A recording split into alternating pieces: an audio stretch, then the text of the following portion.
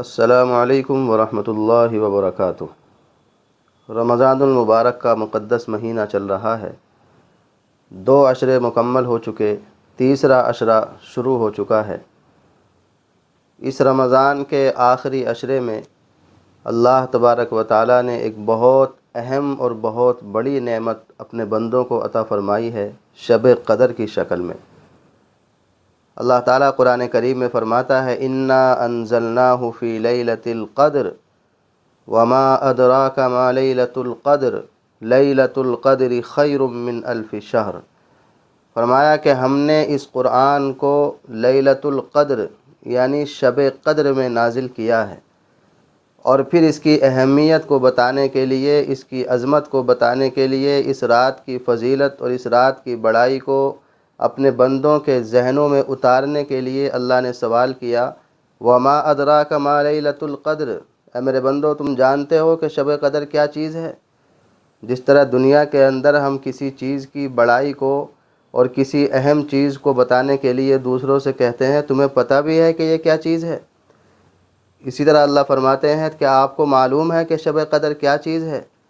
اور آگے خود ہی جواب دیا لیلۃ القدر خیر من الف شہر، کہ شب قدر 1000 مہینوں سے بہتر ہے۔ یعنی اگر اس رات میں کوئی عبادت کر لے، یہ رات اگر کسی کو نصیب ہو جائے، اس رات کی عبادت کسی کو نصیب ہو جائے تو ایسا ہے جیسا کہ اس نے 1000 مہینوں سے بھی زیادہ عبادت کی۔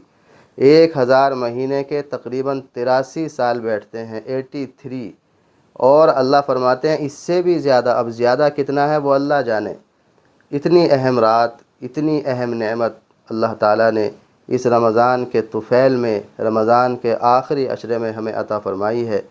یہ عشرہ شروع ہو چکا ہے، اس لیے ہم اس عشرے کی ان آخری 10 دنوں کی ہر رات میں عبادت کرنے کی کوشش کریں جتنا بھی ممکن ہو سکے۔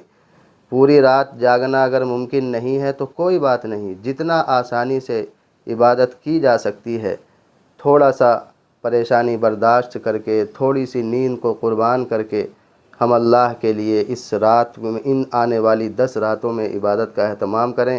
نہ جانے کون سی رات شب قدر ہو اور اس رات کی عبادت ہمیں نصیب ہو جائے۔ علماء کرام نے احادیث کا نچوڑ نکال کر 5 راتیں بیان کی ہیں کہ یہ 5 راتیں ایسی ہیں کہ ان میں زیادہ امکان ہے شب قدر کے ہونے کا۔